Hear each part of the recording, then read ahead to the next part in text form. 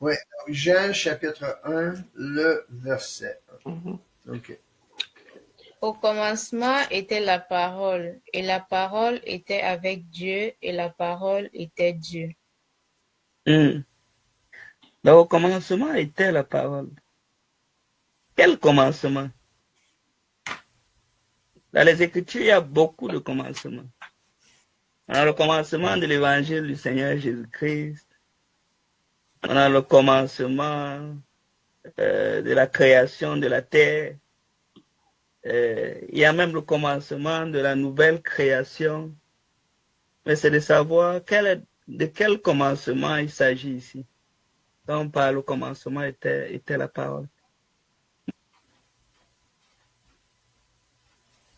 Donc, le commencement dont on parle ici, c'est vraiment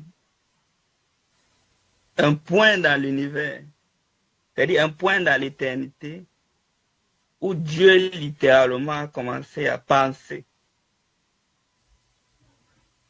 à concevoir le plan de la création. Et on sait que Dieu n'a pas de commencement, n'est-ce pas? Oui. Mais, tu m'appelles à l'heure, c'est comme ça.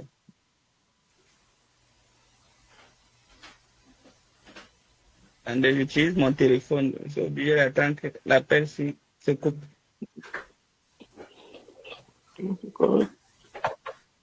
Oh. Ok.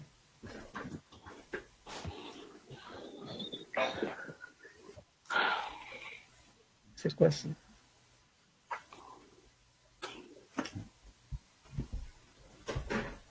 Ou tu peux renvoyer l'appel de la personne et après Oui, tu... oui, je vais mettre mode ne pas déranger. Moi, de ne pas déranger. Si ça appelle, ça ne va pas te bloquer. Ça Va va pas le bloquer. raccrocher. Vas-y, même moi, de ne pas déranger, c'est bon. Oui, c'est ça que Quand on va je... l'appeler, ça va notifier seulement que tu es occupé, c'est tout. Ouais, c'est bon. Voilà. Donc, on disait de quel commencement s'agit-il? On a vu qu'il y a plusieurs commencements dans les Écritures. Donc, vous allez entendre qu'il y a beaucoup de gens qui pensent que ça, c'est le commencement de l'évangile du Seigneur Jésus-Christ. D'autres vont sortir cet argument-là. Parce qu'en réalité, oui, frère Michel. Ouais, je pense que c'est quand même un peu moins Oui, populaire, c'est par très exemple. moins populaire quand même. Ouais. Ouais, OK. Ouais. Mais quelques-uns, oui, Oui, mais on a vu ça. oui, mais la Ça va. majorité vont croire que c'est aussi le commencement de Genèse. Ça, c'est Bah, le c'est point le plus logique. répandu.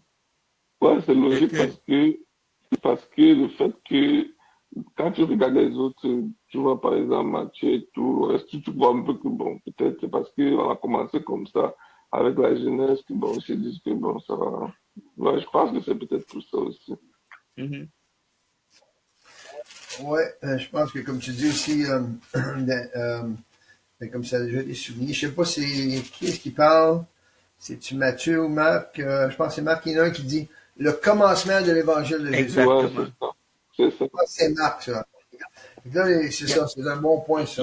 C'est ça, Ça en c'est est là. vraiment de montrer qu'il y a plusieurs commencements. Et justement, il y a aussi le commencement dans le livre de Genèse, qui est un autre commencement, qui n'est pas Mhm. forcément le commencement que Jean est en train de parler ici, parce que le commencement de Genèse, c'est déjà, comment je vais dire ça? Ça, c'est la mise en œuvre de la création de ce monde-ci, de la terre.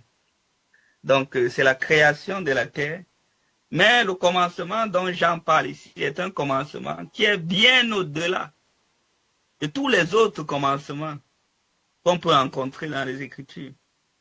C'est un commencement où, dans l'éternité, un point dans l'éternité, où Dieu a commencé à concevoir le plan de toute la création.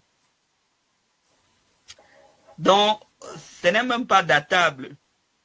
Ce n'est pas datable Impossible. parce que c'est un point dans l'éternité où Dieu a commencé à penser le plan de toute la création. Donc ça, c'est le commencement dont l'apôtre Jean parle ici. Et pourquoi? Parce que le verset 3 va nous dire ça.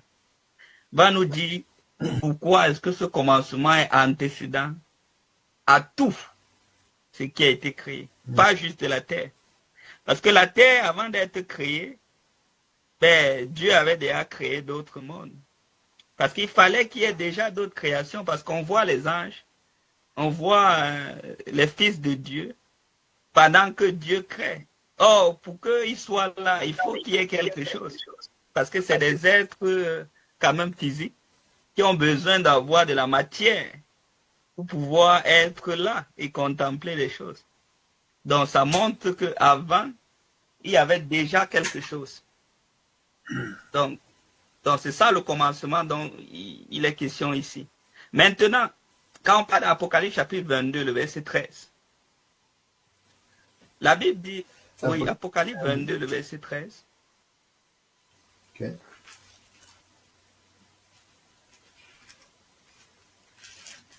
On va comprendre c'est quoi ce commencement.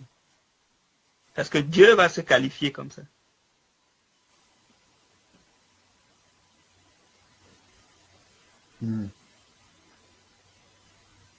Tu veux lire, Tatiana, ou Daniel? Oui, je peux lire. Oui. Oui, Apocalypse 22, verset 13. Je suis l'alpha et l'oméga, le premier et le dernier, le commencement et la fin.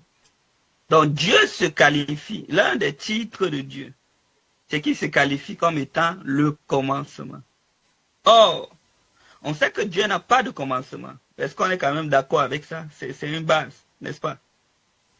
Bien sûr. Il n'a pas de commencement. Il est l'éternel. Ça veut dire il n'a pas de commencement. Il n'a même pas non plus de fin. Mais ici, il se qualifie comme étant le commencement. Donc, ce simple titre qu'il se qualifie comme le commencement montre qu'il adresse quelque chose de spécifique. Il est le commencement par rapport à la création. Et à la création qui se présente comme étant le commencement. Parce que c'est lui qui est l'origine de toutes choses. Quand on va aller dans Apocalypse chapitre 4, le verset 11, on va recevoir une adoration à cause de ça. Si on parle d'Apocalypse 4, le verset 11,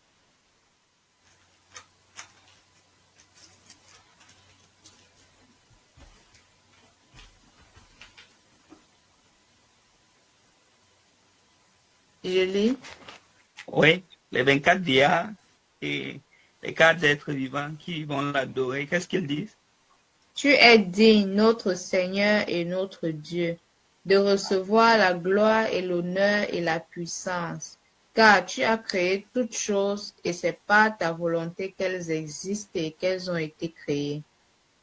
Donc Dieu a créé toutes choses. Donc autrement dit, il est la source de toute la création. C'est lui qui a créé toutes choses.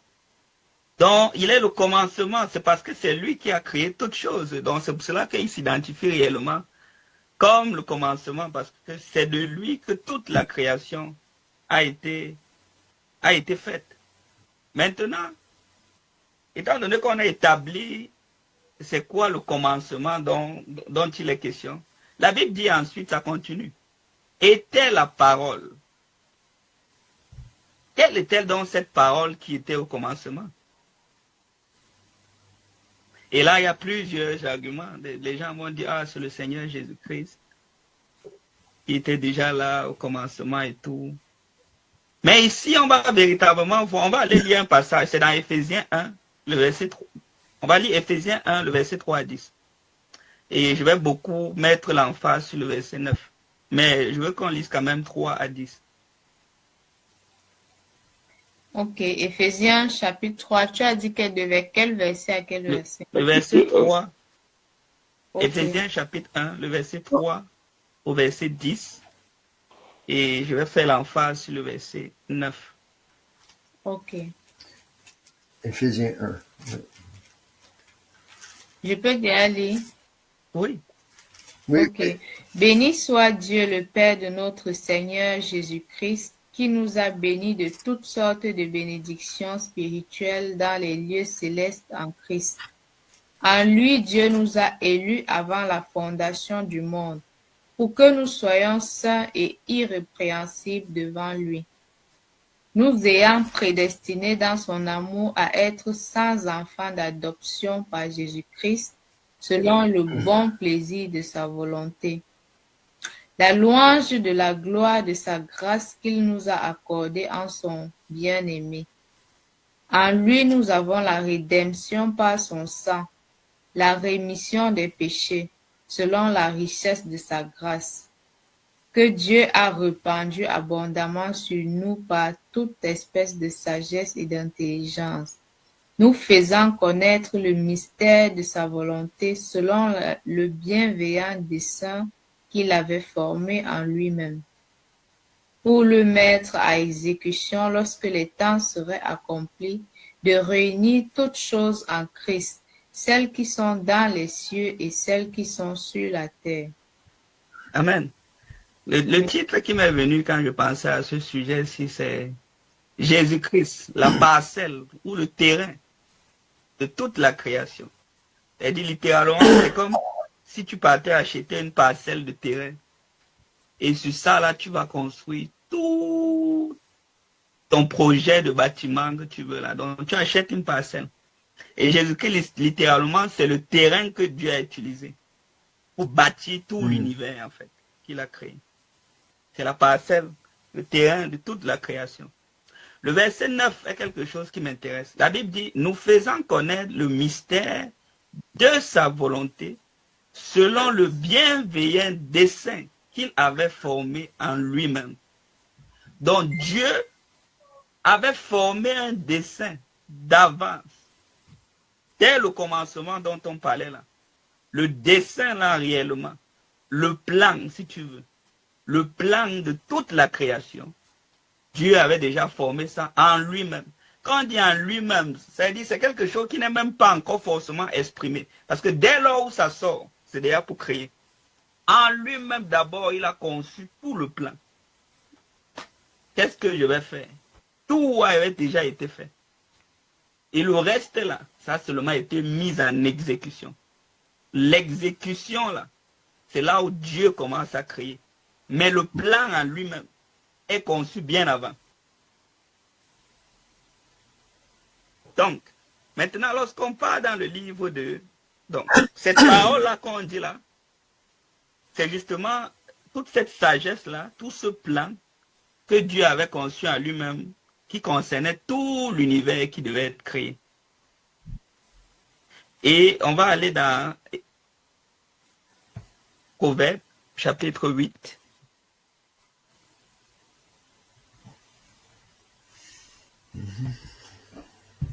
Proverbe 8.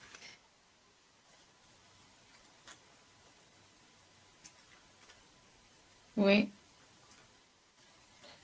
Et on va lire du verset 22 à 26.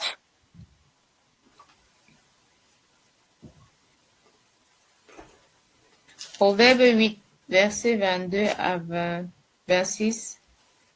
Ouais. Tout à l'heure, tu avais lu... oui, tu avais lu du verset 1 à 3, c'est ça, non, dans Jean chapitre 1. Non, on a lu le premier verset. Ah, je voulais qu'on lit toute l'introduction, le verset 1 à 3, l'introduction de son prologue. Lis encore Jean. On lit d'abord Proverbe ou on non, lit non, Jean. lis Jean, verset 1 à 3. Ok.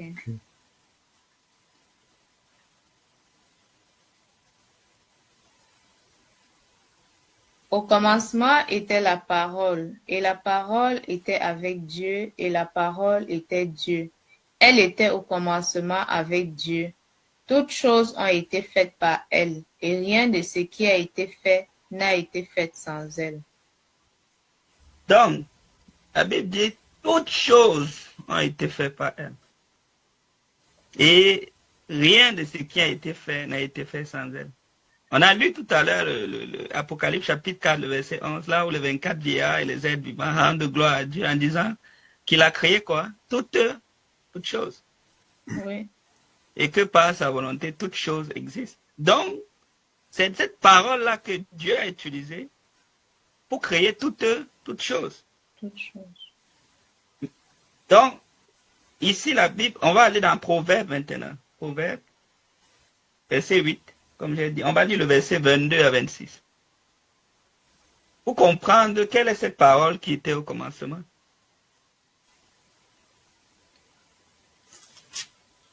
Ok. Proverbe 8, versets 22 à 26. L'Éternel m'a créé la première de ses œuvres.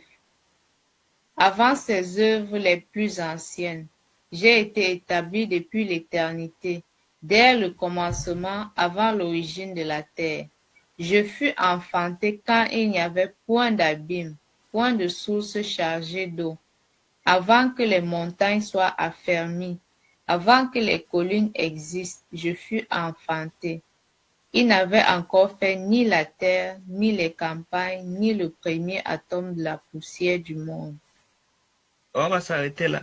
Donc, déjà, juste pour mettre en contexte, si tu lis le verset 1 de Proverbe, verset 1 là, lis le verset 1. Proverbe 8. Oui, le verset 1. La sagesse ne crie-t-elle pas? L'intelligence n'élève-t-elle pas sa voix? Donc ici, le contexte ici, c'est la sagesse. Beaucoup vont prendre ça et vont dire que c'est le Seigneur Jésus-Christ et tout. Mais c'est la sagesse qui parle. C'est la sagesse de Dieu qui parle et qui se personnifie comme si elle était une personne. Parce qu'en réalité, la sagesse d'une personne ou bien de Tatiana, en réalité, c'est pas une personne. Mais ici, le type littéraire, poétique que la personne utilise fait qu'il personnifie. On a vu les figures de style un peu à l'école. On a vu la personnification. Oui, exactement. C'est vrai que beaucoup de gens vont dire, OK, ça c'est Jésus, Jésus-Christ qui parle comme si c'est une pensée gnostique. Gnostique que Jésus existait comme un esprit sans corps. Exact. Et ça vient, c'est ça, ça vient du gnosticisme. Mais le contexte, on comprend ça, comme je viens de dire, c'est une personnification de la sagesse. Et c'est un langage qui utilise la personnification qu'on voit souvent dans les Écritures aussi. Par exemple, Mammon. Mammon, c'est pas une personne, c'est une personnification de l'amour de l'argent. Et on a vu aussi que l'alliance, ou la femme d'Apocalypse 12 ou dans Ésaïe 54, la femme qui était stérile, sans enfant, c'est une personnification de l'alliance. C'est pas vraiment une femme. Donc, c'est ça. Fait qu'ici, c'est le même exemple. Exact. Et il y en a plein comme ça dans les Écritures. Et je pensais même encore à la femme de Apocalypse 17, Babylone la grande, la grande prostituée, qui n'est pas véritablement une personne physique, mais on la personnifie comme un prophète qui tue les prophètes de Dieu. Exact. C'est pas une femme, c'est une entité spirituelle. Exact. Et donc, au commencement, Dieu établit la sagesse alors. En fait, c'est ça que je vais arriver. Quand on dit la sagesse n'écrit-elle pas, c'est la sagesse de Dieu. Mais on se comprend entre nous que la sagesse de Dieu n'a pas réellement un temps où elle a commencé à exister, n'est-ce pas? Parce que Dieu, sa sagesse est de toute éternité. Est-ce qu'on est d'accord avec ça? C'est-à-dire la sagesse de Dieu, là, c'est pas à partir d'un moment donné que Dieu a commencé à être sage. C'est là depuis. Oui. Mais de quelle sagesse on parle ici dans ce livre de Proverbes, qui dit qu'elle a eu un commencement, que l'Éternel m'a créé la première de ses œuvres. Ce n'est pas que la sagesse de Dieu a un moment où ça a commencé à exister, mais c'est de ce plan de création dont on parle. Ça veut dire, la sagesse là, c'est tout ce qui concerne la création, c'est-à-dire tout le plan de création que Dieu a établi, qu'il a conçu selon son propre dessein en lui-même. C'est de cette sagesse qui a commencé à être, que Dieu a créé. La création ici que la sagesse parle, c'est le moment où Dieu a commencé à penser ce plan-là pour créer l'humanité, pour créer l'univers tout entier. C'est là où cette sagesse a été enfantée. Ce n'est pas la sagesse de Dieu qui connaît forcément toutes choses, mais c'est une sagesse qui sort encore même de la sagesse véritable de Dieu. C'est comme si Dieu a une sagesse et de cette sagesse a été enfantée une sagesse qui concerne toute la création. Parce que la sagesse de Dieu va bien au-delà de tout ce qui est la création de l'univers ou quoi que ce soit. C'est bien au-dessus de tout ça. Mais de cette sagesse-là, ben c'est comme toi. Par exemple, je prends un exemple. C'est-à-dire, quand tu pars à l'école, là, tu connais plein de choses. Tu as appris tellement de choses. Mais lorsque tu arrives, par exemple, à l'école, c'est pas tout le potentiel. Bien, lorsqu'on met un exercice devant toi à résoudre, c'est pas tout le plein potentiel que tu as, que tu vas utiliser pour résoudre un problème. C'est une partie de ta connaissance que tu tires dessus. Mais ça reste toujours la connaissance de Tatiana. Bon ou faux? C'est ta connaissance. Ouais. Parce que ce n'est pas quantifiable. Même si c'est que tu retires un peu pour résoudre un problème, ça reste quand même, ça fait partie de ta connaissance. C'est pour ça qu'on va l'appeler sagesse. Mais la sagesse de Dieu ne va pas juste se limiter à juste la création de l'univers. Donc, voir le mot enfanter quand la sagesse parle, qu'elle a été créée, c'est parce que c'est cette sagesse qui a été justement pensée pour la création du monde. Elle a un moment où Dieu, dans l'éternité, a commencé à concevoir ce plan de création. C'est là où elle dit qu'elle a été enfantée. Dans l'éternité. Avant même toutes les choses, autres choses que Dieu a créées. C'est elle d'abord qui a été conçue, premièrement. Donc après, ça c'est de comprendre au commencement était la parole. Donc maintenant, l'autre c'est la parole était avec Dieu. Comment la parole était avec Dieu? On va lire le verset 27 à 30. Verset 27 de quoi déjà? Oui. Ah, ok. Non, de Proverbe 8. Ah, ok. Ok, Proverbe 8, ok. 27 à 30. Lorsqu'il disposa les cieux, j'étais là. Lorsqu'il traça un cercle à la surface de l'abîme, lorsqu'il fixa les nuages en haut et que les sources de l'abîme jaillirent avec force, lorsqu'il donna une limite à la mer pour que les eaux n'en franchissent pas les bords, lorsqu'il posa les fondements de la terre, j'étais à l'œuvre auprès de lui et je faisais tous ces jours ses délices, jouant sans cesse en sa présence. Donc, et la parole était avec Dieu. Donc, la sagesse ici, comme on a dit, qui est quelque chose que l'auteur personnifie, dit qu'il était auprès de Dieu quand Dieu créait toutes les choses. J'étais auprès de lui, j'étais là. Littéralement, c'est comme si elle était une personne qui était là auprès de Dieu. Mais en réalité, on sait que ce n'est pas une personne. C'est tout simplement la sagesse que Dieu a utilisée pour déployer toutes les choses. Mais elle dit qu'elle était quand même là auprès de lui. Ouais. Donc elle était là, elle a assisté, parce que c'est par ça que Dieu, littéralement, a créé toutes choses, a amené justement toutes les choses à l'existence. Par cette parole-là, par cette sagesse-là, Dieu a amené toutes les choses. La Bible dit, nous reconnaissons celui qui appelle les choses à l'existence, les choses qui ne sont point comme si elles étaient. En utilisant quoi? Par sa parole. Lorsqu'on va aller dans Hébreux, chapitre 1,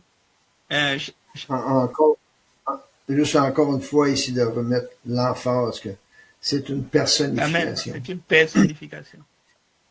Exact. Lorsqu'on part dans... Non, je vais d'abord laisser ça. Maintenant, on va lire le verset, parce que là c'était le verset 27 à 30. Donc là, on va lire le verset 32 à 36. Pour comprendre, et la parole était Dieu. Parce qu'après, Jean nous dit, et la parole était Dieu. Ok. Je lis pas le verset.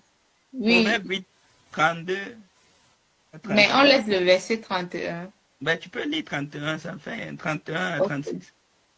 Jouant sur le globe de sa terre et trouvant mon bonheur parmi les fils de l'homme.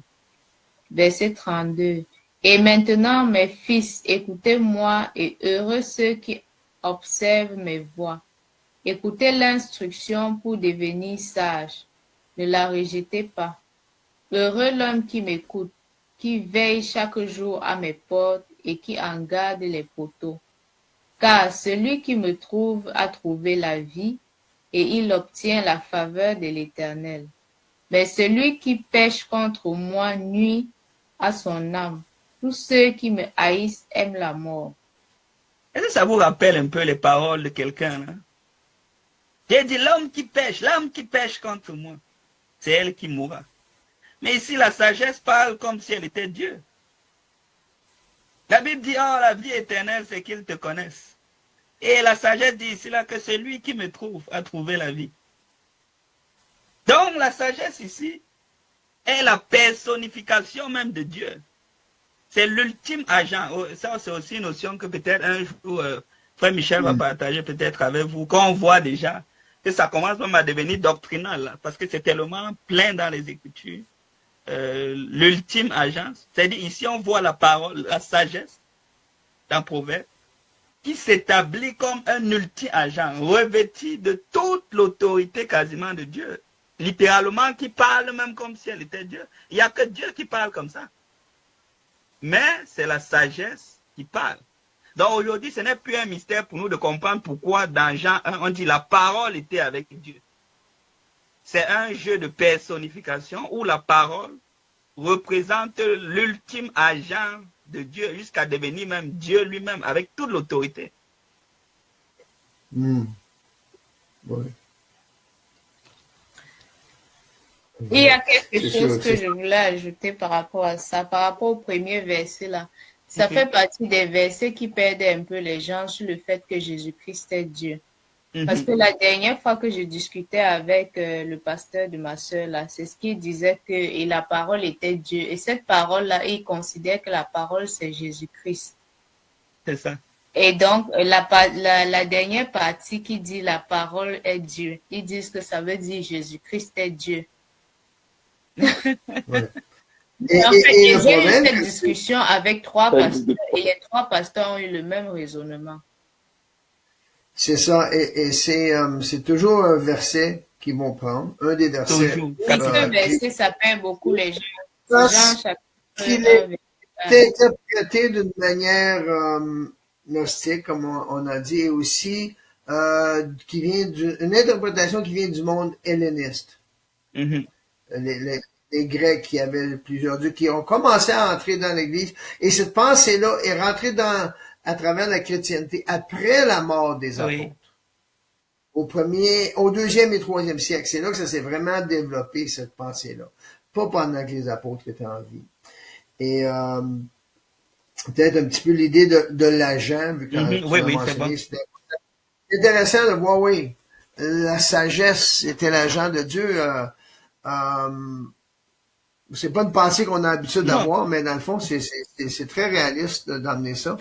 Surtout qu'elle est personnifiée. Oui. Elle est personnifiée comme l'agent de Dieu. Et Dieu parle toujours à travers un agent. Et cet agent emmène toujours la parole de Dieu. J'ai emmené à la personne ce matin, OK, tu me dis, au commencement était la parole avec Dieu, ça veut dire, il pense que au commencement était Jésus était avec Dieu, et Jésus était Dieu. Ben l'autre, OK, mais si Jésus est Dieu, on pourrait dire, OK, au commencement était Dieu était avec Dieu, et Dieu était Dieu. C'est ridicule.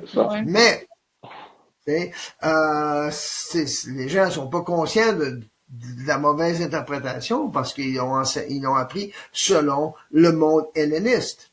Et l'agent, ben Dieu parle toujours à travers un agent. On peut avoir un agent qui est un ange. Comme dans l'Ancien Testament, c'est souvent que Dieu envoyait un ange. L'ange de l'Éternel, c'était un agent. C'est un ange qui était là comme un agent de Dieu. Et l'ange pouvait parler pareil comme si il était Dieu lui-même. Et c'est pour ça que moi-même, dans le passé, je pensais que l'ange de l'Éternel, et j'ai entendu que c'était Dieu lui-même sous une forme angélique. Hein? C'est ça qu'on croyait. Et même, j'ai parlé avec un pasteur, il m'avait demandé une année, plusieurs années de ça. Il m'a dit, est-ce que tu sais qui l'ange de l'Éternel? Ou quelque chose qu'on m'avait dit, tu savais-tu que l'ange de l'Éternel, c'était Dieu lui-même? Et c'est la pensée qu'on a parce qu'on ne comprend pas le concept de l'agence, d'un agent de Dieu, le principe de l'agence. Moïse Il était établi comme Dieu. Abraham a été établi comme Dieu pour représenter Dieu et prononcer ou faire ce que Dieu lui-même fait, mais d'une façon physique qu'on puisse le voir ou l'entendre. Et les prophètes aussi étaient des agents de Dieu. Et quand je pensais au passage où Samuel a dit à Saül, il dit, écoute la parole de l'Éternel. OK. Qu'est-ce que ça veut dire? Écoute le Jésus de l'Éternel. Tu sais, si tu veux faire un substitut de la parole et mettre Jésus, ben, fais-les partout. Exact. Et tu vois, ça fait aucun sens. Hein? Donc, le mot, puis il n'y a jamais, à nulle part, dans l'Ancien Testament, une entité, un être, une personne, un esprit, un ange qui s'appelle la parole. Jamais. Donc, et pour amener ce concept-là, cette pensée-là, il faut que cette pensée-là soit appuyée par les bases de l'Ancien Testament. Il n'y a rien de ça dans l'Ancien Testament. Okay? Donc, c'est le principe de l'agence, et Jésus est l'agent ultime de Dieu, et pour ça que Jésus dit, les paroles que je dis ne sont pas les miennes, mais sont celles de Dieu. Ou c'est, je vous dis ce que le Père m'a dit. Et donc, Jésus n'a jamais dit, je suis le, ou il a pas dit je suis le Père, mais il dit, celui qui me voit le Père, un parfait exemple de l'agence. Jésus n'est pas le Père, mais si tu vois Jésus, ou si tu entends les paroles de Jésus, tu entends les paroles de Dieu. Parce qu'il dit, il est l'agent. Et donc, ce concept-là est tellement important pour comprendre l'Écriture. Ça change tout, et ça rend tout facile à saisir. Oui, ça vient enlever beaucoup de fausses doctrines, l'agence, là, véritablement. Exactement. Et c'est ça de révéler que, dans le fond, la sagesse, elle est personnifiée pour démontrer que, bon, c'est vrai, la sagesse agit comme l'agent de Dieu. L'agent de Dieu, effectivement. Et la parole était l'agent de Dieu. Était tout ce que Dieu pensait, qu'il voulait qu'il soit révélé, l'agent par lequel il le faisait connaître ou il l'a amené en existence, c'était par la parole. La parole. Effectivement. Donc, c'est bon de parler de ça. Ça va, je vais continuer, Fabien. Non, amen. Oui, donc on parlait justement au niveau et la parole était Dieu. Donc, on a compris pourquoi est-ce que la parole peut être Dieu, tout simplement avec la notion d'agence que Frère Michel a apportée et de ce qu'on a vu dans Proverbe, que la sagesse a été personnifiée pour parler comme Dieu, parce que c'est Dieu qui dit que l'âme qui pêche contre moi mourra. Ou bien que celui qui me trouve encore à trouver la vie, il n'y a que Dieu qui parle comme ça. Donc, la sagesse, littéralement, se place là comme un ultime agent qui parle, comment je vais dire ça, qui porte quasiment toute l'autorité de Dieu, jusqu'à dire même que celui qui pêche contre moi, celui qui me hait, aime la mort. C'est-à-dire, littéralement, c'est Dieu qui parle, littéralement. Donc, c'est ça, donc, justement, la notion d'agence. Et on a vu, il y a les différents degrés dans l'agence. Les prophètes, c'était des agents, mais à un niveau d'autorité un peu, ils ne vont pas dire toute autorité m'a été donnée, comme Jésus a dit. Donc, on voit que dans l'agence, il y a les degrés. Jésus disait, j'ai le pouvoir sur toute chair. Ça, c'est Dieu qui lui a donné ça. C'est un niveau élevé. Donc, la parole ici, là, a un degré élevé. Et on va comprendre comment il y a eu un changement très drastique dans le livre de Jean. Comment on va quitter de cette personnification-là à la manifestation maintenant réelle de quelque chose qui va se passer. Donc, au verset 3, maintenant, au verset 2, on a fini avec le verset 1 de Jean. Le verset 2, ça dit, ça répète encore la même chose. Elle était au commencement. Lis le verset 2 à 3. S'il te plaît, Tatiana. Oui. Elle était au commencement avec Dieu. Toutes choses ont été faites par elle et rien de ce qui a été fait n'a été fait sans elle. Donc, c'est ce qu'on a vu là. On a vu qu'elle était au commencement avec Dieu. et que toute chose a été faite par elle et que rien de ce qui a été fait n'a été fait par elle. On va aller lire quelques écritures. Quand on parle dans Hébreux chapitre 11, il nous parle de la foi. Juste confirmer cette écriture qu'il dit là. Quel verset? Le verset 1 jusqu'à le verset 3. Or, la foi est une ferme assurance des choses qu'on espère, une démonstration de celles qu'on ne voit pas. Pour l'avoir possédée, les anciens ont obtenu un témoignage favorable. C'est par la foi que nous reconnaissons que le monde a été formé par la parole de Dieu, en sorte que ce qu'on voit n'a pas été fait de choses visibles. Amen. Donc la Bible te dit ici là que tout ce qui a été créé là, c'est pas la foi. C'est-à-dire, on ne peut pas véritablement démontrer, si les scientifiques veulent démontrer tout. Mais nous, c'est pas la foi. Parce que Dieu a mis une mesure de la foi en nous. Et on sait que c'est la parole de Dieu qui a mené toutes les choses en existence, de telle sorte que les choses qu'on observe là n'ont pas été faites à partir des choses visibles, mais littéralement a été relâchées par la parole de Dieu qui a mené toutes les choses à l'existence par sa parole.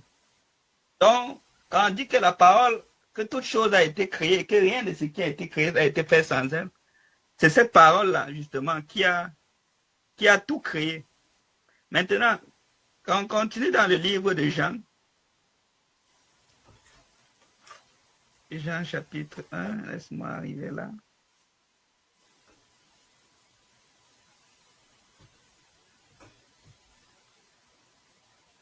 Ok, on va lire, on va continuer. Oui. On continue à quel verset 4? Verset 4, oui, jusqu'à le verset... lisons le verset 4. En elle était la vie, et la vie était la lumière des hommes. Donc, en elle était la vie. Donc, dans cette parole-là, vous vous rappelez, on a lu la sagesse dit, l'homme, celui qui me trouve, a trouvé la vie. Ça veut dire, dans cette sagesse, dans ce plan-là, c'était le plan de la vie éternelle. Aujourd'hui, on comprend que tout ce que Dieu, le plan que Dieu a fait, la réalité, c'est pour donner la vie éternelle aux hommes. C'est le but ultime du plan que Dieu a conçu, de donner la vie éternelle. C'est pour ça qu'on va voir même dans notre chapitre, on voit que c'est un chapitre des résurrections, de la vie éternelle. Parce que le plan final, c'est que Dieu veut donner la vie éternelle aux hommes. En elle était la vie. Continue. Et la vie était la lumière des hommes. Oui. Maintenant, et la vie était la lumière des hommes. Dans cette vie-là, comment est-ce que la vie est devenue la lumière des hommes? Verset 5. La lumière luit dans les ténèbres, et les ténèbres ne l'ont point reçue. Continue. Il y eut un homme envoyé de Dieu, son nom était Jean. Il vint pour servir de témoin, pour rendre témoignage à la lumière, afin que tous cruent par lui. Donc maintenant, on commence à voir, parce que j'ai dit qu'on continue pour qu'on comprenne maintenant qu'il y a un changement. Oui. Parce que Jean est venu rendre témoignage à la lumière. Et on connaît à qui Jean a rendu témoignage. Si on continue à lire le reste du verset, le reste du chapitre de Jean 1, on sait à qui Jean est venu rendre témoignage. Il est venu rendre témoignage à la lumière. Donc, c'est de cette parole-là, justement, que la lumière est sortie. Et on va voir que cette lumière-là, c'est maintenant un homme. Et on va comprendre pourquoi. Continuons. Il vint pour servir de témoin, pour rendre témoignage à la lumière, afin que tous cruent par lui. Il n'était pas la lumière, mais il parut pour rendre témoignage à la lumière. Cette lumière était la véritable lumière qui, en venant dans le monde, éclaire tout homme. Elle était dans le monde, et le monde a été fait par elle, et le monde ne l'a point connue. Elle est venue chez les siens, et les siens ne l'ont point reçue. On va s'arrêter au verset 10. Ok. La Bible on est passé de paroles, transitionnant, on est arrivé à la lumière. On a vu que la lumière, c'est un homme. Et la Bible dit que cette lumière était la véritable lumière qui en venant dans le monde. Et là, vraiment, Paul va révéler quelque chose même plus tard. Il dit de même que Dieu a dit que la lumière luise dans les ténèbres. Dieu aussi a fait briller dans nos cœurs obscurs, pleins de péchés et d'envie, la connaissance en réalité de son Fils. Donc, il fait un peu comme une allégorie à ça, à ce qui se passe ici, pour expliquer un peu la réalité aussi de Christ. Et ici, la Bible dit au verset 10, elle était dans le monde, et le monde a été fait par elle, et le monde ne l'a point connue. Elle était dans le monde, ça ce n'est pas Jésus-Christ. Même si ça parle de la lumière. Ici, là, on commence à jouer un rôle d'interchangeabilité entre la parole, la lumière et le Seigneur Jésus-Christ, cet homme. C'est comme s'il devient à un moment donné interchangeable. Pourquoi? Parce que quand la Bible parle de la lumière de Jésus-Christ, ça dit elle était dans le monde, la lumière, mais on sait déjà que la lumière, là, c'est un homme. Elle était dans le monde et le monde a été fait par elle et le monde ne l'a point connue. Donc le monde a été fait par elle. Alors un peu dans le livre de Hébreux chapitre 1.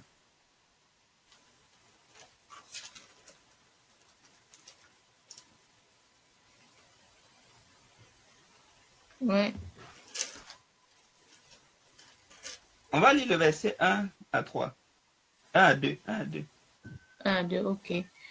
Après avoir autrefois à plusieurs reprises et de plusieurs manières parlé à nos pères par les prophètes, Dieu dans ces derniers temps nous a parlé par le Fils, qu'il a établi héritier de toutes choses par lequel il a aussi créé le monde. Là, on a la version Louis II, mais dans d'autres versions, comme on avait fait, je ne sais pas si c'est la version d'Abi ou quoi que ce soit, ça va même plus loin, ça ne dit pas juste le monde. Ça dit tantôt l'univers, tantôt ça dit les mondes.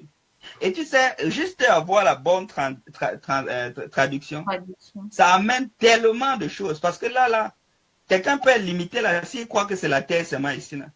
Il rate plein de choses dans ce passage. Mais en réalité, la vraie traduction, c'est les mondes. Ou encore l'univers. Est-ce que vous avez la version là, Michel? On voulait faire, c'était lire la version Darby, hein, pour démontrer comment il l'a traduit. Qui est comme la King James en réalité aussi, mais et dans ce passage, ça la même. Et c'était la seconde 21. Je sais pas si j'en ai un, je pense qu'il disait les univers ou l'univers, mais on va aller je vais dans Hébreu. 1, c'est le verset 2 et 3. Hein? Non, c'est 1 à 2, verset 1 et 2. Ouais, ok, c'est vrai, ouais. Dieu ayant autrefois à plusieurs reprises et en plusieurs manières parlé au Père par les prophètes, à la fin de ces jours-là, nous a parlé dans le Fils qu'il a établi héritier de toutes choses, par lequel aussi il a fait les mondes. Okay, pluriel. Les mondes. Oui. Donc, l'univers et la seconde, je pense, 21 utilise univers.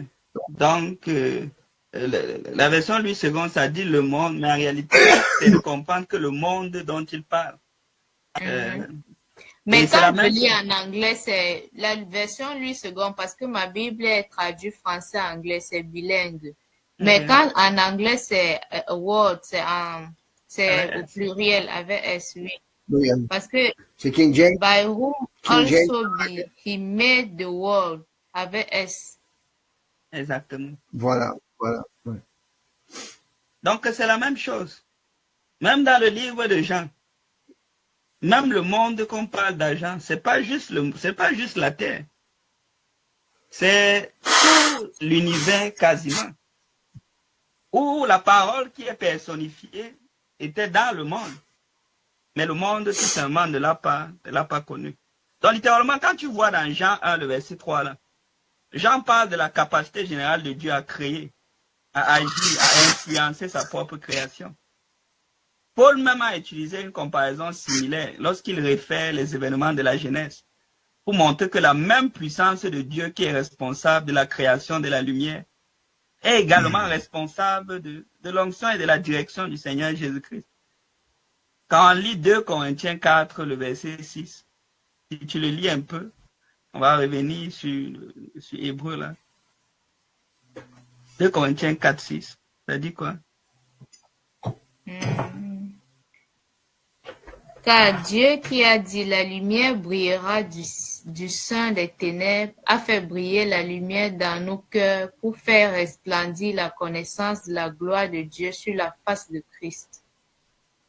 Donc c'est ça. Donc Dieu a utilisé cet homme-là pour qu'il devienne pour nous le médiateur parfait de la sagesse de Dieu. Tout comme la création dans le livre de Genèse et la révélation de la gloire de Dieu. Conception miraculeuse et l'onction de Jésus-Christ, littéralement, c'est aussi la révélation parfaite de Dieu que Dieu a utilisée pour nous parler. Donc ici, on voit alors que qu'est-ce qui se passe? Il y a un changement très significatif. Dans la parole de Dieu, qui n'est pas une personne, mais un concept général qui fait référence à la sagesse de Dieu, qu'on vient de voir, qu'on a montré un peu le parallèle avec le livre de Proverbes.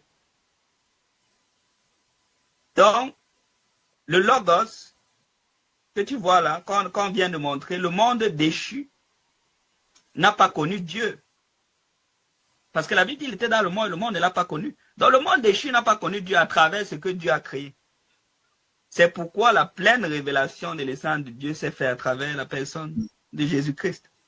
Oui, frère Michel. Ouais, c'est pas ce que tu mentionnes. Tu as dit le Logos, mais tu voulais dire le cosmos? Non, je parlais de la parole. Ah, ok. De la parole. Parce que tu parlais du monde déchu. C'est pas le Logos. Là, non, je disais que le monde déchu n'a pas connu Dieu à travers ce qu'il a créé. Non. Exact. Donc c'est pourquoi la révélation de Dieu est venue par la personne du Seigneur Jésus-Christ. Donc on voit ici, dans ce qu'on vient de lire dans le verset 10, qu'il y a un changement significatif. Et c'est là où beaucoup vont se perdre. La parole de Dieu commence à devenir interchangeable avec le Seigneur Jésus-Christ. Donc dans le verset, on dit elle était dans le monde. Oui, Tatiana. Je n'ai pas bien compris quelque chose. Le monde déchu, c'est qui exactement? Le monde déchu, c'est la création. C'est la création non seulement ça, c'est le monde qui a péché. Donc, c'est l'humanité. C'est ça le monde déchu. Ok. Ouais. Et tant qu'à être là, arrêtez un peu quand tu parles de la parole, la lumière, tout ça comme devient comme interchangeable avec Jésus-Christ. C'est comme si, dans le fond, c'est l'agent. Exact. Elle est en train de vraiment devenir, c'est Jésus qui est l'agent. Pas que c'est une entité spirituelle qui devient un être humain. Exactement. Non, pas que c'est un truc qui devient être humain. Non. Maintenant, quand on arrive là-bas, dans le livre de Hébreux qu'on a lu, la Bible dit que Dieu a utilisé le Seigneur Jésus-Christ. Que c'est par Jésus-Christ que Dieu a créé les mondes. Ou encore l'univers. Tout à l'heure, tu as lu dans Jean 1, il disait que le monde, il était dans le monde, et le monde a été créé par lui. Mais tu comprends là-bas que ce n'est pas en réalité Jésus. Parce que Jésus n'était pas avant le monde. Nous tous, on sait que Jésus n'a pas préexisté physiquement. Donc, c'est le Logos qui est toujours en train de parler là-bas. Mais qui va devenir interchangeable avec la personne de Jésus. Et on va comprendre pourquoi. Parce que Jean va développer ça plus tard dans le verset 14. Mais c'est toujours le Logos. Quand on dit, elle était dans le monde, donc c'était la lumière qui est Jésus. Mais après, on dit, elle était dans le monde. Et le monde a été fait par elle. Et le monde ne l'a point connu. Jésus n'était pas avant le monde. Physiquement. Mais il était là. Et on va comprendre comment il était là. Il était là à travers le Logos. La parole, sagesse de Dieu. Et le monde a été créé par la sagesse de Dieu, par la parole de Dieu. Mais le monde ne l'a pas connu. Comment le monde... Oui, frère Michel. Tu t'en vas sûrement là, quand ça dit que tout a été créé par lui Exact. et pour lui. Et là, c'est comme si je pense que là, ça c'est l'agent, oui. Mais tout a créé, quand ça dit tout a été créé par lui et pour lui, ça veut dire simplement en fonction de lui. Exactement.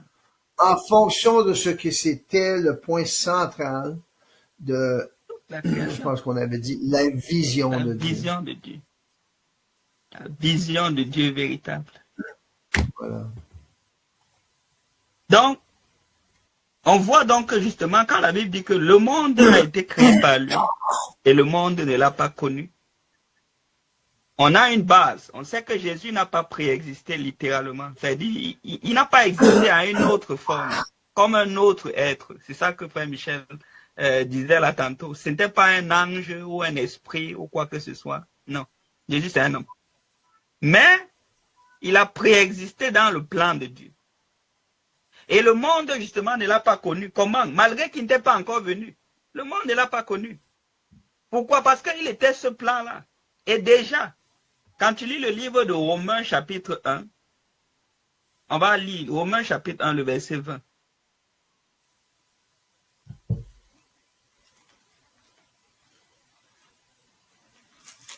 Romains chapitre 1, le verset 20.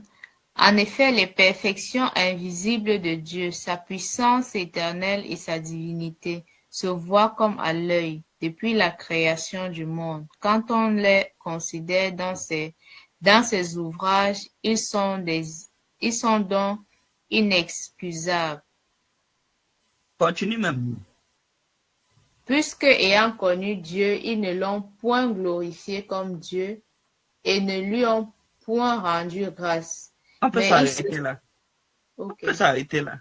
Donc, on dit en fait que la révélation de Dieu, la sagesse de Dieu, a toujours été proclamée depuis la création du monde par les choses que Dieu a créées. Même avant que Jésus ne soit là, la sagesse de Dieu était dans le monde à travers les choses que Dieu a créées. Les hommes pouvaient tout simplement regarder la création de Dieu. Regardez les ouvrages, regardez la lune, regardez toutes les choses grandioses qui nous entourent. Et juste donner gloire que, ok, il y a une intelligence, il y a un être suprême. Mais, ils ne l'ont pas connu. Malgré tout ce que... Parce que derrière la création, il y a un message. Et la Bible dit que c'est l'insensé qui dit qu'il n'y a point de Dieu. Sinon, il y a tellement de choses qui te permettent justement de dire que Dieu existe. C'est-à-dire, quand tu vois tout ce qui existe là, tu dois donner même gloire à Dieu. Mais même malgré ça, le monde ne l'a point connu, malgré les choses qu'il a créées, malgré les choses que le Logos, par la parole de Dieu, que Dieu a créées, les hommes ne l'ont pas connu. C'est pour cela que Dieu va passer à la vitesse supérieure. Comme cette révélation n'était pas suffisante, il faut donc maintenant, il faut donc le sommet, une dernière façon de parler à l'être humain, de façon tangible, puisqu'ils sont devenus durs d'entendement, de voir les choses, de comprendre. Il fallait que Dieu amène maintenant le sommet maintenant de la révélation, pour que l'homme maintenant, plus maintenant regarder. Il croit encore. Il fait Michel, je vois qu'il y a encore. Excuse de t'interrompre. Mais regarde, juste pour dire, même, c'est quand même intéressant ce passage-là, Romain. Parce qu'il dit, puisque ayant connu Dieu, de quelle manière qu'il connaissait Dieu? C'est ça. Il le connaissait par la création. C'était pas intime, mais la partie qu'il connaissait de Dieu, ils l'ont rejeté. Exact. Ils ne l'ont pas glorifié. Exact. Donc, de même, la création-là témoignait déjà Exactement.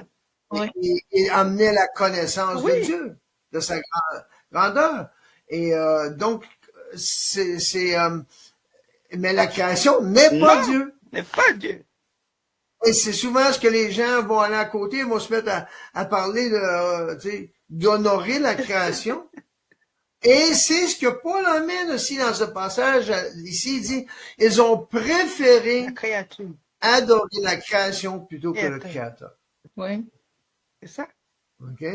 Et donc, Oui, c'est oui, c'est... Oui, il y a un verset comme ça. Ils ont préféré adorer la création plutôt que le Créateur. C'est le même chapitre. C'est dans le même chapitre, oui, Romains 1. De bon temps d'être sages, ils sont devenus fous. Oui, c'est dans ce qu'il met tout de suite après, là. C'est dans le même passage. Un instant.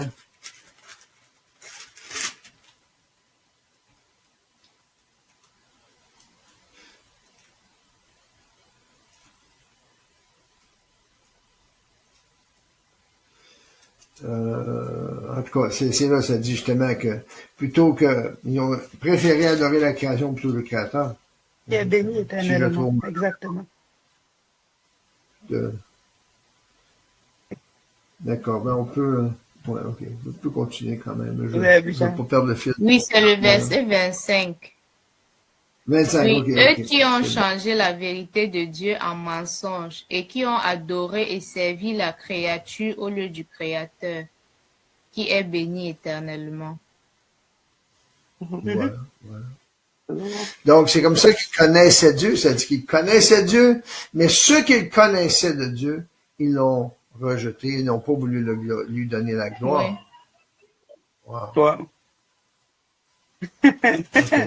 Ah, ok. Donc, comme justement, ce n'était pas suffisant, ça là n'était plus suffisant, il fallait que Dieu maintenant apporte l'ultime révélation qui parle et qui va le présenter maintenant à toute la création. C'est pour ça que Dieu passe à la vitesse supérieure.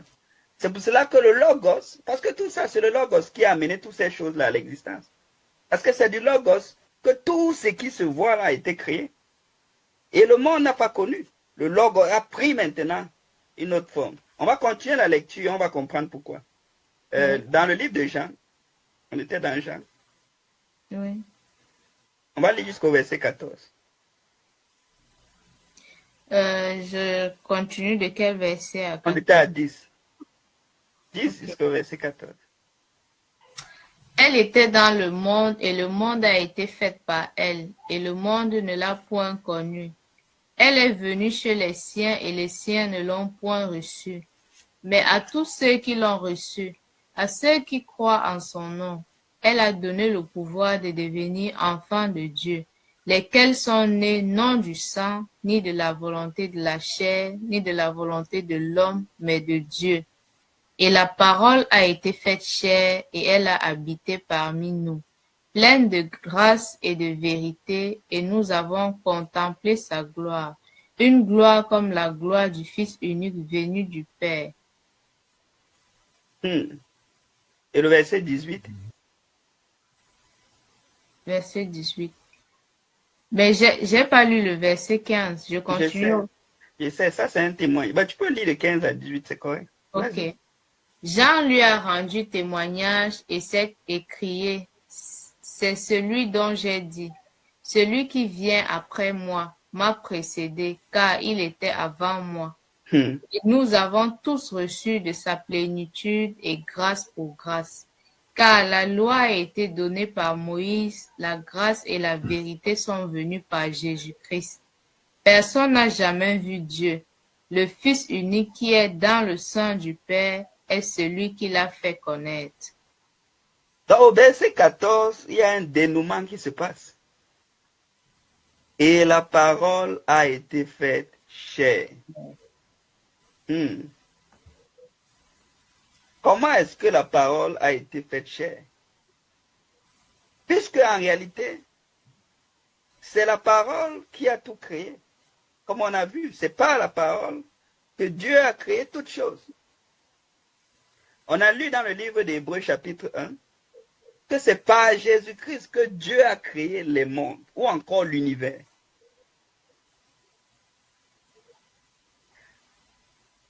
On va aller maintenant dans Colossiens. Colossiens chapitre 1.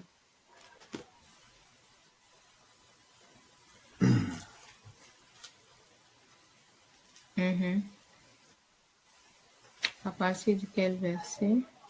On peut commencer à partir du verset 13. Aïe, aïe, aïe. Verset 13 jusqu'à le verset...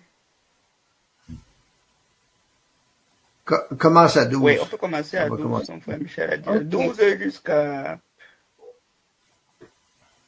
Ben, quand il va te dire d'arrêter, tu t'arrêtes. Mais vas-y, lis. Verset Ok. 12, s'il te plaît. Rendez grâce au Père qui vous a rendu capable d'avoir part à l'héritage des saints dans la lumière, qui nous a délivrés de la puissance des ténèbres et nous a transportés dans le royaume du Fils de son amour, en qui nous avons la rédemption, la rémission des péchés.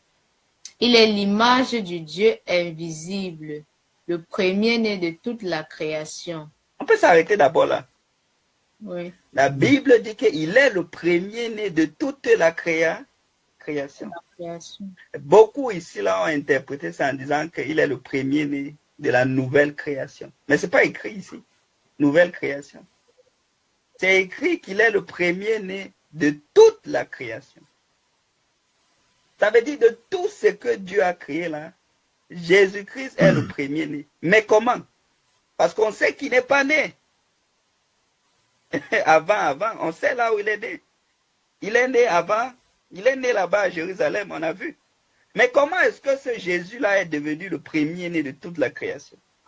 Vous vous rappelez dans ce qu'on a lu dans la sagesse de Proverbes? Oui. Qu'est-ce qu'elle disait dans Proverbes?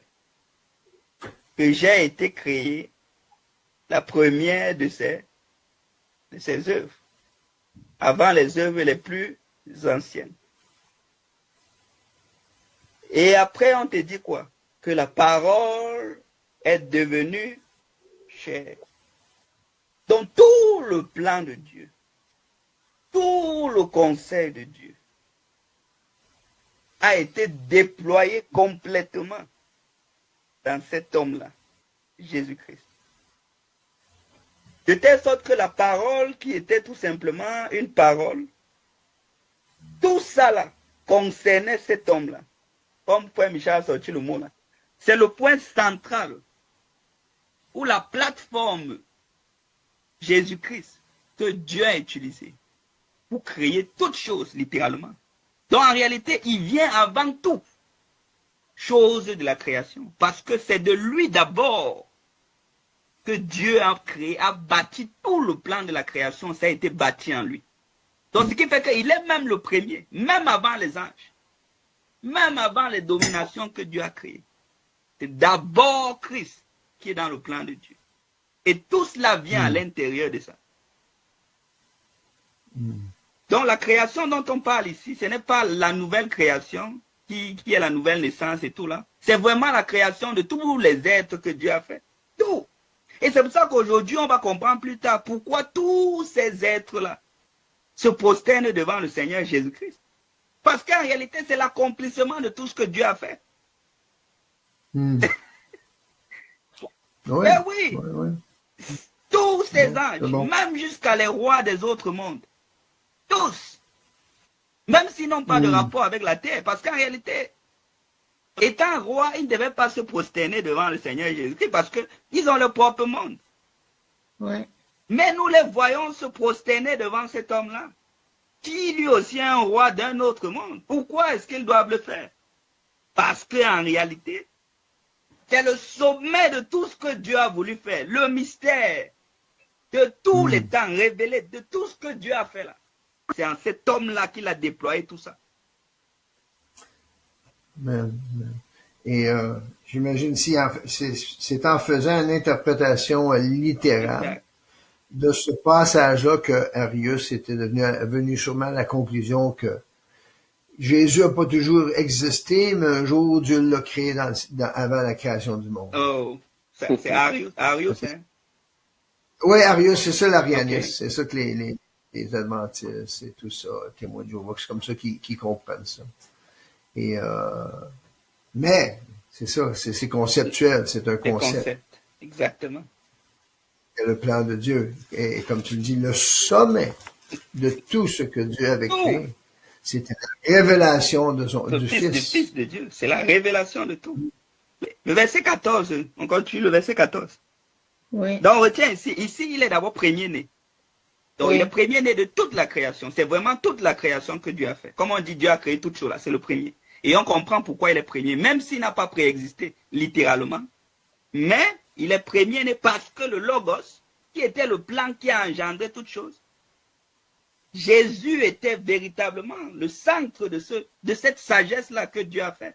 Donc, c'est pour ça qu'il est le premier-né. C'est d'abord de lui que Dieu pense, avant d'amener toutes les autres choses. C'est comme on dit la pierre angulaire. Avant, on limitait qu'il est seulement la pierre angulaire de l'Église. Mais en réalité, il est la pierre angulaire de toute la création de Dieu. Pas seulement de l'Église. Oui. De tout. Et quand on continue, on va voir ça va devenir de plus en plus clair. Alors, verset 14. Mais on va au verset 16 plutôt. On a lu le verset. Ah, ok, oui, c'est vrai, verset 16. Car en lui ont été créées toutes les choses qui sont dans les cieux et sur la terre, les visibles et les invisibles, trône, dignité, domination, autorité. Tout a été créé par lui et pour lui. Il est avant toute chose et toute chose subsiste en lui. Il est la tête du corps de l'Église. On va s'arrêter d'abord au verset 16. La Bible dit, car en lui ont été créées toutes les choses qui sont dans les cieux, sur la terre. Il y a la terre. C'est sûr qu'il y a la terre. Ben oui. C'est quelqu'un, on rit comme ça, Tatiana, parce qu'il y a, on suivait un homme là au départ, c'était la première pensée qu'on avait, parce que lui, il avait interprété ça en disant juste que tout ce qu'on parle ici, c'est la nouvelle création. Mais tu sais, on n'a même pas vu trop la terre dedans, mais parce qu'on avait écouté son interprétation. Il disait c'est juste la nouvelle création. Mais non, ça va au-delà. Toutes les choses, car en lui ont été créées toutes choses. C'est la même chose que les 24 vieillards et les 4 êtres vivants rendent gloire à Dieu. Oui. Nous t'adorons, notre Dieu. Tu es digne parce que tu as créé toutes choses. Et que par ta volonté, toutes ces choses demeurent.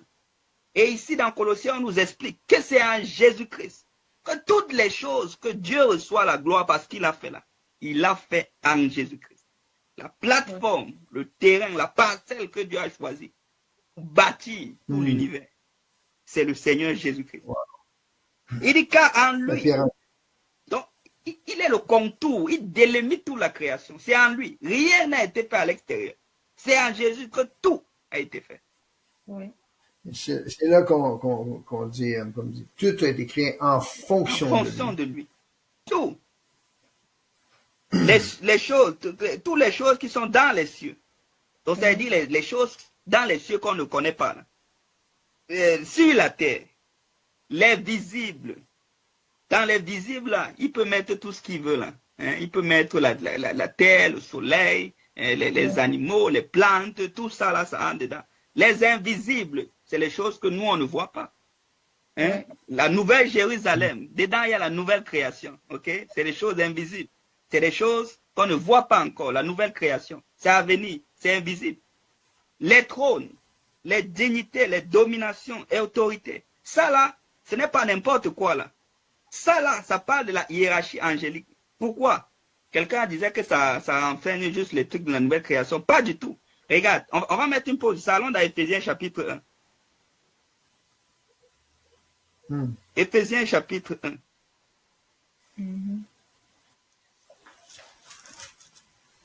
À partir de quel verset? On va commencer à partir du verset 15 jusqu'à la fin.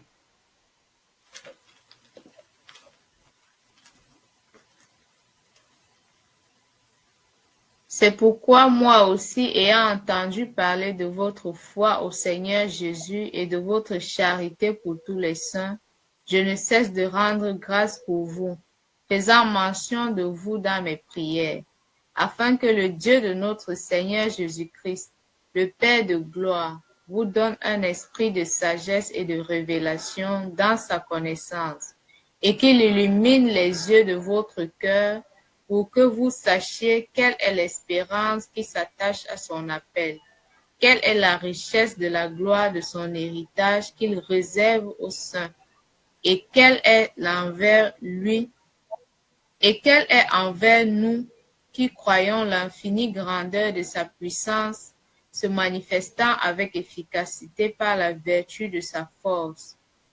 Il a déployé en Christ en le ressuscitant des morts et en le faisant asseoir à sa droite dans les lieux célestes, au-dessus de toute domination, de toute autorité, de toute puissance, de toute dignité et de tout nom qui se peut nommer non seulement dans le siècle présent, mais encore dans le siècle à venir. Il a tout mis sous ses pieds. Il a donné pour chef suprême à l'Église, qui est son corps, la plénitude de celui qui remplit tout en tout. Donc, la Bible dit qu'il a tout mis au-dessus de toute domination. Parce que c'est la même chose qu'on a lu là-bas. Oui. Toute autorité, là, toute puissance. Ça concerne la hiérarchie angélique. Et ce n'est pas juste les hommes ici, là. C'est la même chose qu'on parle là-bas dans le livre de Colossiens. C'est les mêmes entités. Donc, quelqu'un ne peut pas prendre ça et dire que, ok, non, ça concerne juste les choses de la nouvelle création et tout. La liste qu'il a citée là, quand on revient dans Colossiens, on va repartir dans Colossiens. Oui.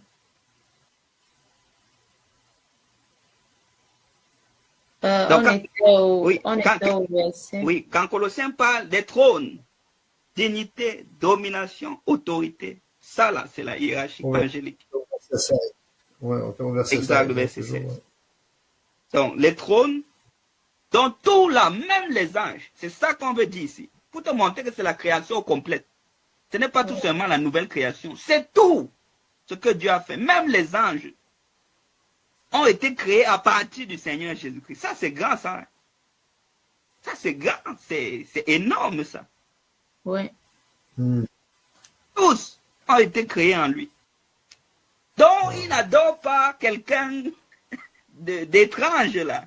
Parfois, c'est un peu étrange qu'ils se mettent à genoux devant cet homme-là. Mais en réalité, ils se mettent à genoux devant leur premier-né. Oui. C'est ça. C'est leur grand frère. Même s'il est le grand frère des anges. Mais oui, il est le grand frère même des anges.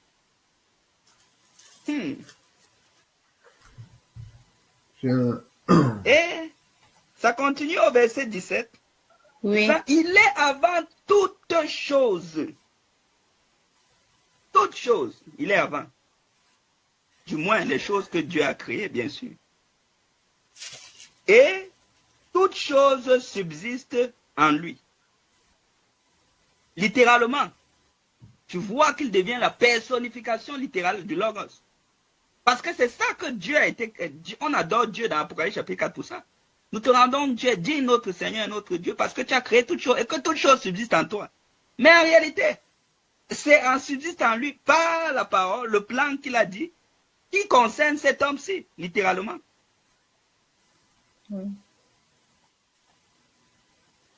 Verset 18. Il est la tête du corps de l'Église.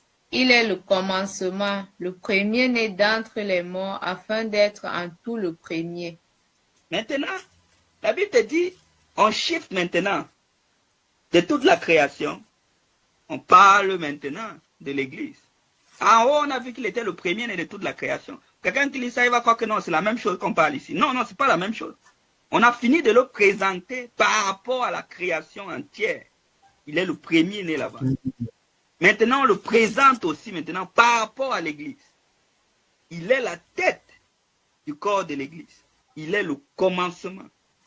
Maintenant, le commencement de quoi ici? Parce qu'on le présente par rapport à l'Église. Donc, ça concerne la nouvelle création de Dieu. Oui. Le premier-né d'entre les morts, afin d'être en tout. Dieu veut que cet homme-là soit en tout premier. Tout. Il est le premier. Donc, par rapport à l'Église, Jésus est premier. Par rapport à la création entière, il est premier. En tout. Tout ce que Dieu fait, il veut que cet homme-là soit premier. Car Dieu a voulu que toute la plénitude habite en lui. Et quand on dit premier aussi, c'est pas juste nécessairement d'une façon numérique, Exact. mais c'est d'une façon aussi de sa valeur d'être. Il est avant toute chose, il est au-dessus de toute chose. Et donc, c'est pas une question d'une séquence numérologique. Là, ici. Pas tout. Exactement. Comme on a vu, ce n'est pas forcément que dans les faits, forcément.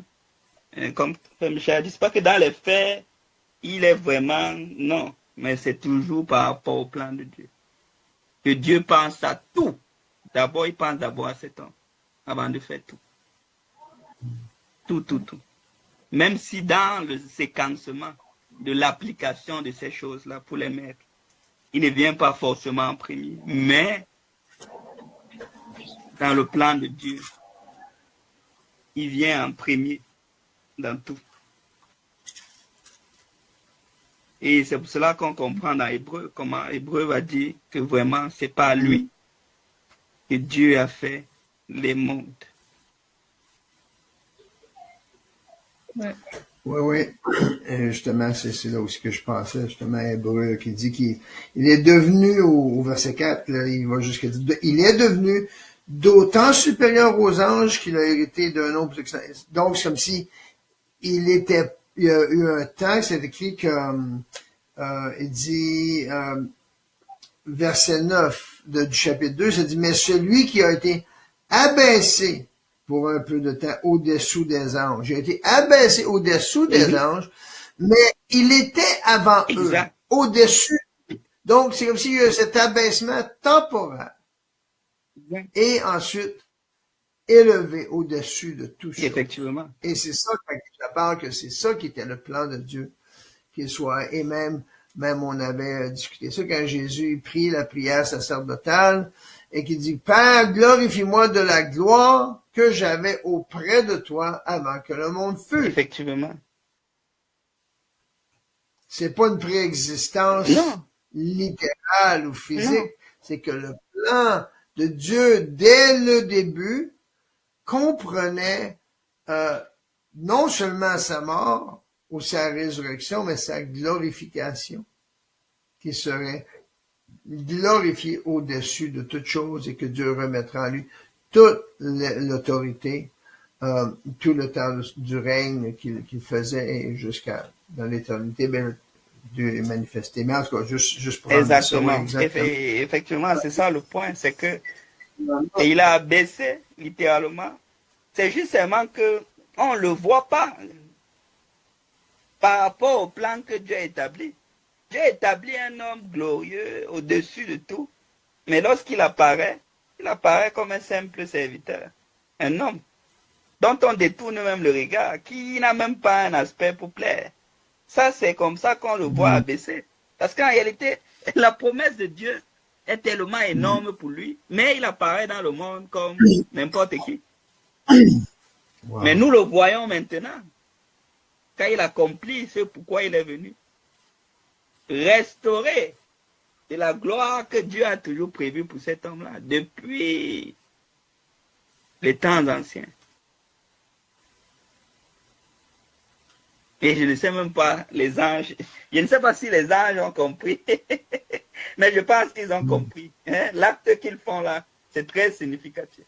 D'autant plus qu'on connaît l'autorité de ces anges et de leur grandeur, de leur proximité du trône. Laisser la gloire qu'ils donnaient à Dieu pour un moment et se prosterner devant cet homme, c'est un acte qui surpasse vraiment la compréhension, c'est quelque chose. Ouais. Et maintenant, quand la Bible, je voulais ramener ce point, quand la Bible dit, et la parole est devenue chère. Littéralement, le but, quand dit la parole devient chère, c'est que c'est la sagesse qui est devenue véritablement un homme. D'autres vont prendre ça en disant que okay, c'est quand Jésus est né que la parole est devenue chère. Mais lorsque je méditais, c'est un peu aller un peu plus loin. La parole devient chair littéralement lorsque Dieu est oint, lorsque Jésus est oint, en tant que le Christ, littéralement. Parce que quand Jésus naît, même s'il connaît plein de choses, la connaissance n'est pas encore parfaite. C'est pour ça que quelque part, la Bible te dit, l'enfant grandissait encore en connaissance, grandissait en intelligence, il se fortifiait, il grandissait. Il avait encore les choses qu'il apprenait. Mais pourquoi le logos, littéralement, devient chair? Parce que la connaissance que tu vois de Dieu, là, quand on dit le logos est devenu chair, ce n'est plus pour apprendre les choses. C'est un stade où tu commences à parler comme Dieu. Et là, c'est quand Christ est oint. Quand il est oint, il a toute la sagesse de Dieu, littéralement. Et là, il parle avec toute l'autorité maintenant de Dieu. C'est là où, quand il est oint de la puissance, il représente littéralement maintenant Dieu littéralement devant les hommes. C'est là où on le voit littéralement prendre véritablement tout le conseil de Dieu. Et je pense qu'à ce niveau-là, il n'avait plus besoin de rien apprendre des hommes. Là. Dieu, toute sa sagesse et tout, il parlait seulement des paroles qu'il entendait de Dieu. Donc, c'est un peu comme ça, hein, le passage de Jean chapitre 1, véritablement. Amen.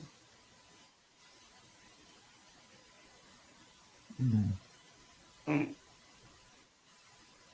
tout ce que j'ai à partager pour le moment. Peut-être que les choses vont sortir encore dans la réunion du soir parce que... Merci beaucoup pour le partage. C'était très édifiant. Amen. Et encore aujourd'hui,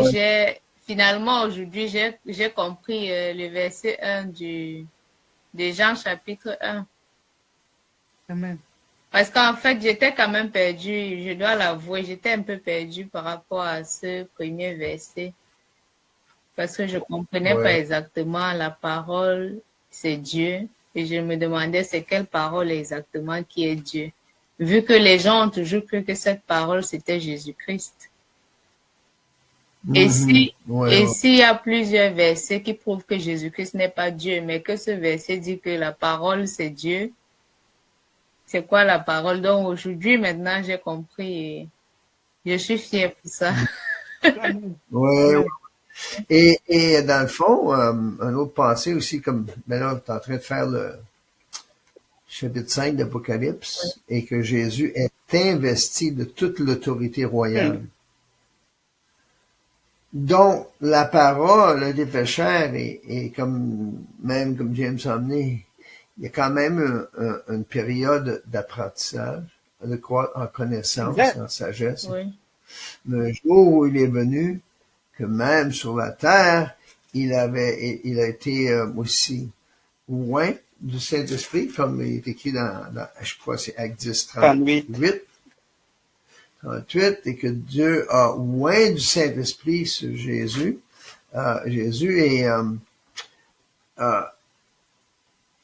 mais aussi, après ça, à la résurrection, il a investi de toute l'autorité royale, l'autorité divine. Et c'est pour ça, et on comprend pourquoi c'est tellement facile pour les gens de vouloir dire, mais Jésus c'est Dieu parce qu'il faisait les œuvres de Dieu. Exactement. Et c'est Dieu qui lui a donné les œuvres, mais c'est ça qui est encore plus extraordinaire quand tu comprends. Hein? C'est un homme à qui Dieu a donné toute cette autorité-là, mais là, c'est là que ça dépasse la compréhension. Je t'ai dit, ça dépasse l'entendement, là, si on voit l'entendement et tout ça. Et maintenant, disons, moi-même, si je fais ça, ok. Les gens ils amènent les gens et on sait, comme ce qu'on vient de faire là, c'est un long processus d'explication. Parce que là, il y a toutes sortes de choses reliées à cette mauvaise interprétation que nous avons. Et un petit résumé rapide Quelle serait ta première réaction, Tatiana, si quelqu'un te dit, mais regarde, ça c'est Dieu, là, c'est Jésus qui est Dieu, au commencement était la parole, puis la parole, ben c'est Jésus, et la parole était avec Dieu, la parole était Dieu. Quelle serait ta première réponse à ça? Ma première réponse, je vais déjà dire que la parole, c'est la sagesse de Dieu. Ce n'est pas Dieu. Ah, c'est bon. Ouais. Oui, donc. Ouais, amen. C'est la révélation de la sagesse de Dieu, ou la manifestation de la sagesse de Dieu. Ah, c'est bon. C'est bon, en parlant même un peu pour essayer de tout de suite désarmer les gens. Sont très, très armés de leur concept helléniste. Oui. Et même, ça vient de Platon. De Platon, hein? Platon en français? Platon, oui. Platon, oui, le philosophe grec, dont Paul avertissait les Éphésiens de prendre garde à la philosophie.